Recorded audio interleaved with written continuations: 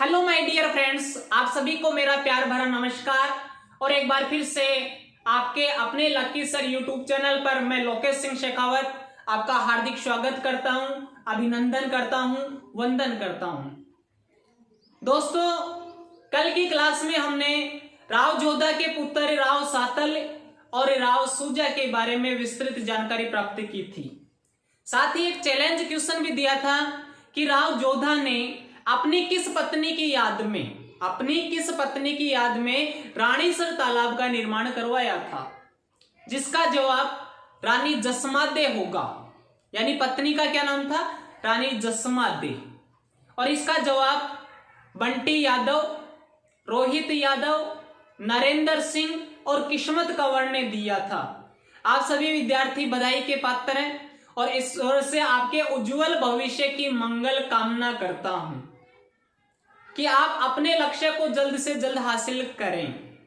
दोस्तों, मैंने आपको बताया था कि राव जोधा के 5 पुत्र थे, जिनमें से 2 को इतिहास ने सुझा दिया, 1 को मैंने सुझा दिया। बच गए कितने? 2, राव सातल और राव बीका। बीका था जाकर बीकानेर में, जिसने 1465 ईस्वी में जांगल प्रदेश में राठौड़ सत्ता की स्थापना की और 1488 ईस्वी में आखा तीज के दिन बीकानेर नगर की स्थापना की, बीकानेर नगर बसाया। आखा तीज वैशाख शुक्ला तृतीया को आती है, इसे अक्षय तृतीया भी कहा जाता है। राजस्थान के सभी कुंवारे इस दिन का इंतजार करते हैं, इसको अबूत सावा भी कहते हैं।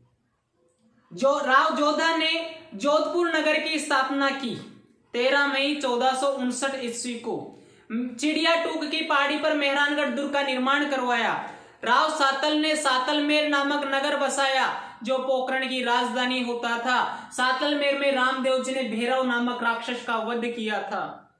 राव सूजा के समय बीका ने मेहरानगढ़ दुर्ग पर आक्रमण किया था।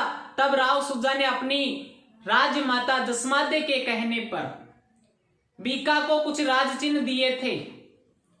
और आज हम पढ़ने जा रहे हैं राव सूजा के पुत्र राव गांगा के बारे में। देखो दोस्तों, राव सूजा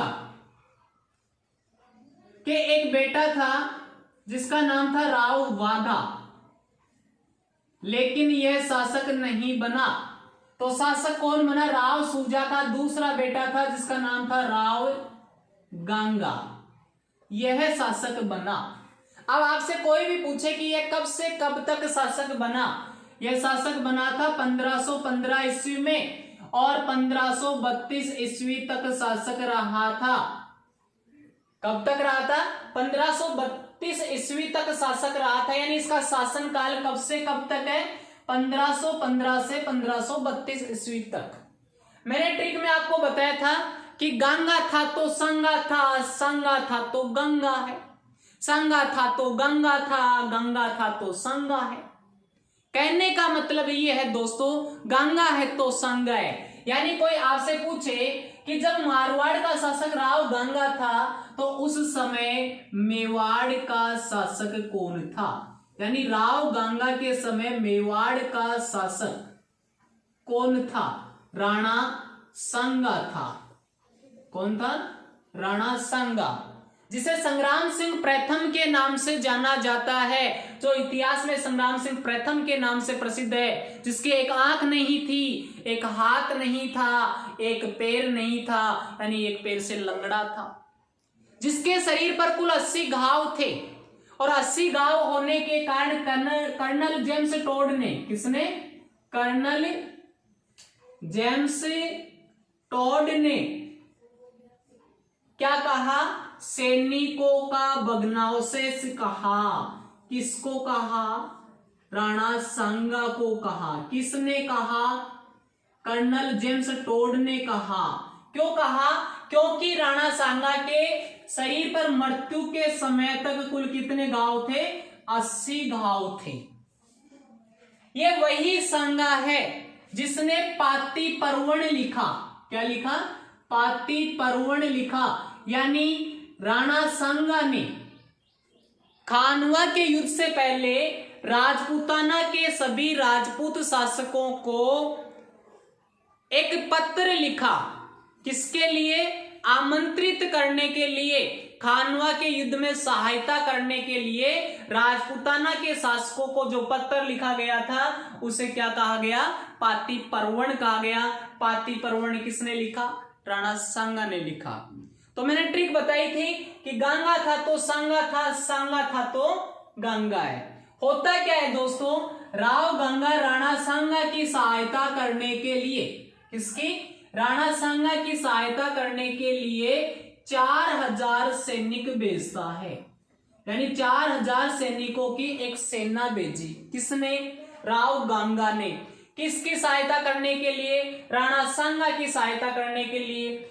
कौन से युद्ध में सहायता करने के लिए? खानवा के युद्ध में सहायता करने के लिए। खानवा का युद्ध 17 मार्च 1527 ईस्वी को भरतपुर की रूपवास तहसील में गंभीरी नदी के किनारे पर लड़ा गया था।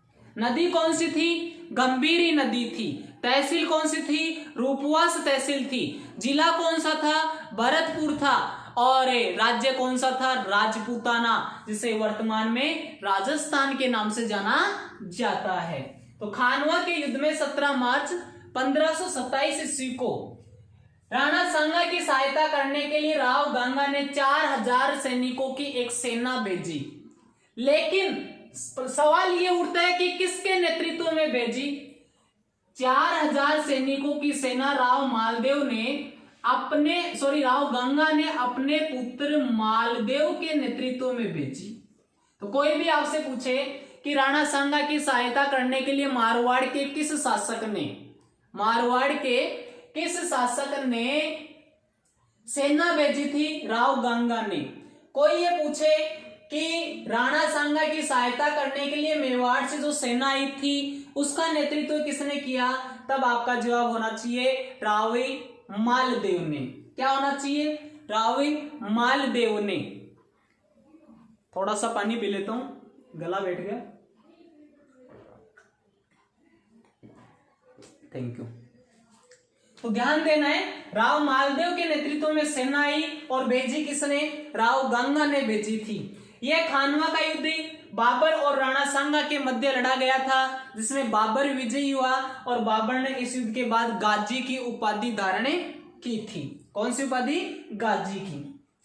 अब देखो दोस्तों, इसके अलावा राव गंगा ने लगभग 1529 ईस्वी में, कभी 1529 ईस्वी में सेवकी के युद्ध में, किस युद्ध में? सेवकी के युद्ध में राव सेखा को भी पराजित किया था।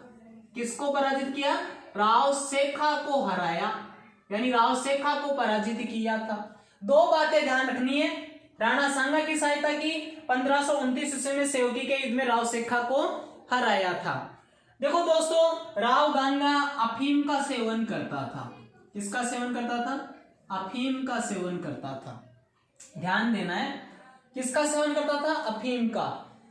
नशीले पदार्थों का सेवन नहीं करना चाहिए क्योंकि ये हमारे स्वास्थ्य के लिए हानिकारक होते हैं। लेकिन कुछ लोग हैं, ये जानते हुए भी नशीले पदार्थों का सेवन करते हैं। उसके बाद घरेलू हिंसा होती है, जिससे परिवार है वह उजड़ जाता है। इसलिए मैं सभी विद्यार्थियों से विनम्र निवेदन करता हूं कि आगे आने वाली पीढ़ियां हैं उसको नशे से मुक्त रखें। आप भी ना करें, दूसरों को भी ना करने दें। जो नशा करता है उसका साथ छोड़ दे, उसको अपने आप ग्लानि होने लग जाएगी। तो दोस्तों और विद्यार्थियों, ध्यान रखें कि नशीले पदार्थों का सेवन करना स्वास्थ्य के लिए हानिकारक है। इसलिए इन सबसे दूर रहें और अकाल मृत्यु से बचें। क्योंकि आप किसी के बेटे हैं, किसी की बेटी है, किसी की माँ है, किसी की बहन है, किसी की बुआ है, किसी के पिता है। बहुत से लोगों की उम्मीदें आप पर टिकी हुई है। इसलिए कम से कम दूसरों का नहीं तो अपने परिवार का तो ख्याल रखें, नशीले पदार्थों का सेवन ना करें। तो एक बार क्या होता है, राव गंगा अफीम का सेवन करके यानी नशे में अपने महल के ऊपर झरोके के पास बैठा था और हवा का लुत्फ उठा रहा था। उसी समय राव गंगा का पुत्र मालदेव किसके पास जाता है? राव गंगा के पास जाता है और कहता है कि और पिताजी कैसे हो, ठीक हो? और पापा हाय हेलो बढ़िया हो ना? तभी मालदेव देखता है कि पिताजी नशे में है, तो मालदेव क्या करता है, पैर छूने के बहाने नीचे झुकता है और पिताजी के पैर को पकड़कर झरोखे के अंदर से नीचे गिरा देता है, जिससे राव गंगा की 1532 ईस्वी में क्या हो जाती है? मृत्यु हो जाती है। यानी राव गंगा की हत्या किसने की? राव गंगा के पुत्र मालदेव ने। इसलिए मालदेव को मारवाड़ का प्रथम पितृहंता कहते हैं। अब कोई भी आपसे पूछे कि मारवाड़ का पहला पितृहंता किसे कहा जाता है? राव मालदेव को। क्यों कहा जाता है? क्योंकि उसने अपने पिता राव गंगा की हत्या की थी। तो दूसरा सवाल यहीं पे पैदा होता है कि मेवाड़ का पितृहंता किसे कहते हैं? राणा ओदा को, जिसने अपने पिता महाराणा कुंभा की हत्या की थी। किसकी हत्या की थी? अपने पिता महाराणा कुंभा की हत्या की थी। दोस्तों, राव गंगा के द्वारा कुछ निर्माण कार्य भी करवाए गए, जैसे गंगे लाव तालाब का निर्माण करवाया गया, इसको आप गंगा लाव तालाब भी कह सकते हो। गंगश्याम मंदिर का निर्माण करवाया गया और गंगा बावड़ी बनवाई गई। गंगश्याम मंदिर, गंगे लाव तालाब और गंगा बावड़ी का निर्माण करवाया गया था। तो दोस्तों, राव गंगा की मृत्यु के बाद उसका पुत्र राव मालदेव शासक बनता है, जो शासन की बागडोर तो 1531 में ही संभाल लेता है, लेकिन उसका राज्याभिषेक मई 1532 में सोजत पाली में होता है। जिस समय मालदेव शासक बनता है उस समय उसके पास केवल 2 परगने थे, एक तो सोजत जो पाली में पड़ता है, दूसरा जोधपुर। किंतु बाद में मालदेव ने अपने बल से, अपनी कूटनीति से 2 परगनों से 58 परगने कर लिए थे, जिसे 52 युद्धों का विजेता कहा जाता है। मालदेव को क्या कहते हैं? 52 युद्धों का विजेता कहा जाता है। उसके 2 युद्ध महत्वपूर्ण हैं। एक तो पाहेवा का युद्ध, जिसे पहोबा का युद्ध भी कह सकते हो, साहेवा का युद्ध भी कह सकते हो, और दूसरा गिरी सुमेल का युद्ध। राव मालदेव की चर्चा दोस्तों हम कल की क्लास में करेंगे।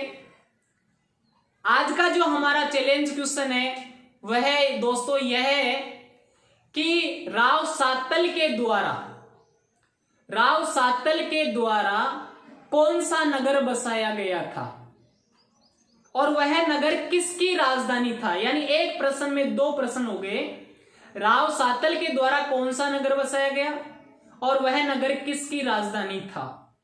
दोस्तों, यदि यह क्लास आपको पसंद आई है तो आप इसे अधिक से अधिक लाइक करें, शेयर करें और सब्सक्राइब करें। ध्यान रहे, गंगा था तो संगा था, संगा था तो गंगा था, गंगा है तो संगा है, संगा है तो गंगा है। तो दोस्तों, लाइक शेयर करना ना भूलें। धन्यवाद। जय हिंद, जय भारत।